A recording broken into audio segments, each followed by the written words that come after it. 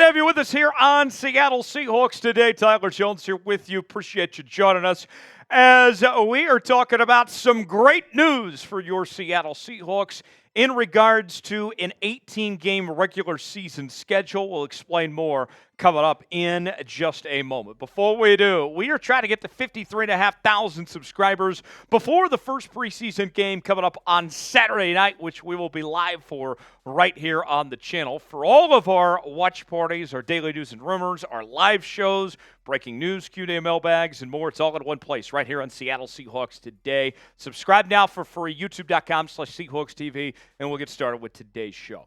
Let's begin with this post from the Washington Post. This was several days ago. As they tweeted out, the NFL Players Association has engaged in high-level discussions with the NFL about potential implications of an 18-game regular season, the NFL's PA executive director said. And then if you go into it a little bit further, of the article from the Washington Post, they spoke with Lloyd Howe, who said the following in regards to an 18-game schedule. We have talked at a very, very, very high level, superficially, with a recognition about, this is something that we should be talking about. And we should really kick the tires and understand what else goes into that decision-making process. And if you recall, back during the State of the NFL address at the Super Bowl, Commissioner Roger Goodell openly advocated for pushing the owners to an 18-game regular season schedule, and also brought it up at the spring league meetings as well, that in a perfect world, he would like to see the NFL reduce the preseason schedule down to 2 games and expand the regular season to 18 from its current number of 17. We've been playing 17 games for the last few seasons, and it would seem inevitable that we go to 18. And then you recall just a couple of weeks ago, Joe Burrow, the Cincinnati Bengals quarterback, he was on the Pardon My Take podcast with Barstool Sports, with Big Cat and PFT, and he proposed an idea of going to an 18-game schedule with 2 bye weeks and also moving the Pro Bowl to the regular season. And before you get crazy about that, the Pro Bowl, remember, they're playing flag football now, so that could be something that they can do now of playing the Pro Bowl in the regular season compared to what they've done in the past of playing it in the postseason, whether it was before or after the Super Bowl and all that. So, what is the good news for the Seattle Seahawks in this case? Why would it be a good thing for 18 games for this Seattle Seahawks team right now? Well, that's where I come in and explain. Let's start with this. Number one, it's extra money to spend. All about the Benjamins, right? Make it rain in here. Listen to this, folks. Here's the simple math. You don't have to be a genius to figure all this out. More games means more money, which means a bigger salary cap. And the salary cap is already on pace to continue taking big jumps with the new TV deals that the NFL signed just within the last couple of years, right? But if you play an 18th game, that means more revenue, that means more money and all that, which would give the Seahawks cap flexibility. More on that in just a second. Going into 2025, the Seahawks salary cap space right now is just a tick below $26 million to spend. And when you really break it down, when you look at the Seahawks players that are going into free agency and such, that's actually not as much as you would think of that $25 million and the money that you have to spend on draft picks and all that. And think about this. When the NFL expanded to 17 games, what that meant was that players received an extra paycheck.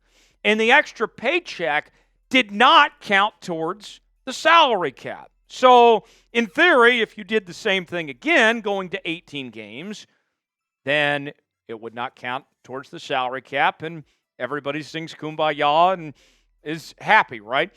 Playing 18 games, simply put, means more revenue, which means an increase in the salary cap, and that helps out the Seattle Seahawks, who are building something special. I think they have a really good foundation here, which we'll talk about here in just a second.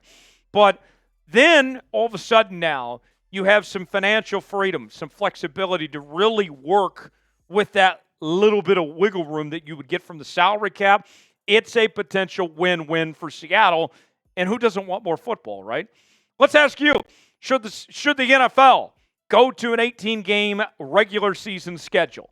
Type Y for yes, in for no. Weigh in the comments section. Let us know what you think. Today's show is sponsored by Game Time. Game Time, the place to go for the best seats, the lowest prices guaranteed on last-minute tickets. Game Time is an authorized ticket marketplace of Major League Baseball, which makes getting tickets faster and easier. Prices on the Game Time app actually go down the closer it gets to first pitch. With killer last-minute deals, all-in prices, views from your seat, and their lowest price guarantee, Game Time takes the guesswork out of buying LB tickets. Save up to 60% off buying last minute for sports, concerts, comedy shows, theater productions, and more. Maybe you want to go to a Seahawks preseason game, a Seattle Mariners game, plenty of events to choose from. You open the app, choose the event you want to go to. They got the prices listed. Then you choose your seat, see if you like that seat or not, and you get the visual of the seat. You can check out with all major credit card providers, Apple Pay, Google Pay, Venmo. And that's not all, folks. You can save up to 60%. Download the Game Time app, create an account, and use code CHATSPORTS for $20 off your first purchase. Terms apply. Again, create an account and redeem code CHATSPORTS for $20 off. Download Game Time today. Last-minute tickets, lowest prices guaranteed. Number 2 on why this would be good for Seattle. Extension candidates, all right? There are several players that in just a few months from now when the season ends that the Seahawks are going to have to figure out what they're going to do with, of players that are hitting free agency next offseason. Tyrel Dodson and Jerome Baker, they're just on one-year deals at this point in time. Tre Brown, Mike Jackson, they're going to hit free agency. Jaron Reed is going to hit free agency, as is Laken Tomlinson as well. Not saying that you're going to keep any of these guys, but you at least got to have your options open. And then there's also another one. Got to pay DK here sooner than later.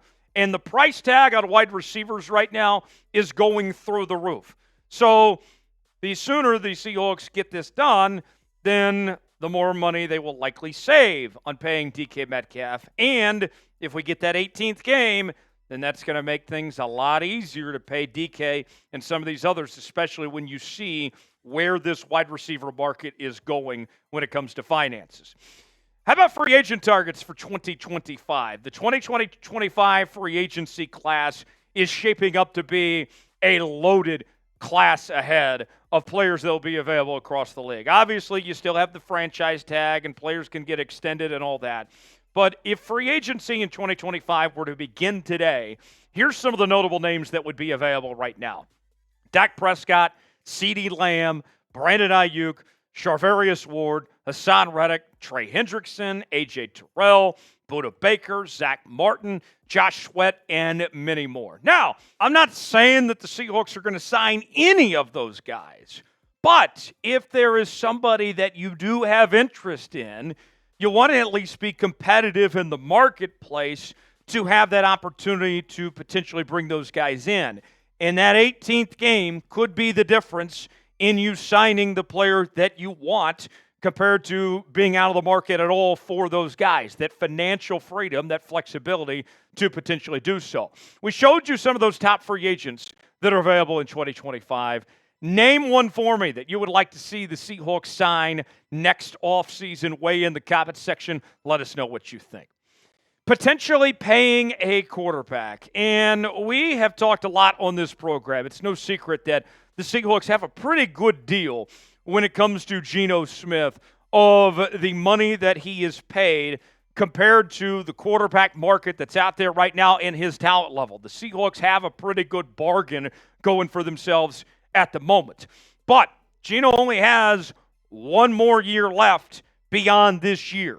And whether it's paying Geno again or if you do want to bring in a veteran quarterback like a Dak or if it's a Kirk Cousins or whoever it may be, you're going to need some more cash. Even in Geno's case, in 2025, his cap hit is set to be $38.5 million. So you're starting to look around for pennies under the bed sheets to fulfill that $30.5, $8 million, even if it's Geno Smith. Here's the QB market right now, as you can see. It is getting pricey, folks. Dak Prescott expected to make upwards of $60 million on the open market next year. You can see Burrow and Lawrence each got paid $55. Even Jared Goff is making $53 million, folks. It is getting expensive out there. The Seahawks have to prepare accordingly, and this could help them out as far as that goes. The last thing is this allows the Seahawks to be aggressive.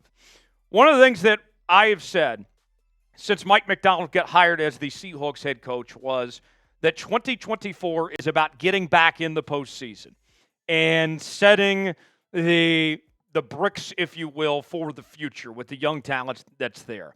2025 and beyond is when you should take those next steps, when we should be talking about the Seattle Seahawks as a team that can win the NFC and potentially compete for Super Bowls and all that. It's a 2-year process that the Seahawks are in. That window opens in 2025. And you look at the young talent that the Seahawks have, from Kenneth Walker to Zach Martin, DK Metcalf and JSN. These guys are guys that you expect to be around for a long time. Noah Fant on a multi-year contract. Charles Cross and Abraham Lucas. The hope is that both of them can take the right steps forward and can be your starting bookend tackles for many years to come. You go to the defense. A lot of excitement, of course, about Byron Murphy walking into his rookie season. You got Leonard Williams already locked up long-term. Boye Mafe is going to be looking for some money sometime soon. Uchenna Nwosu is a guy that I think is going to have a nice bounce-back season this year coming off of injury, and hopefully he's around for a while. And then how about that secondary, folks? Two of the best young corners in football with Devin Witherspoon and Rick Woolen. Julian Love just got extended as well. The pieces are there. The foundation is set. Now they need everything that they can get to capitalize and keep these guys around. Do you believe in the future of the Seattle Seahawks? Do you feel good about where this is headed? I do. What about you? Type B for believe, D for don't. Way in the comments section to let us know what you think.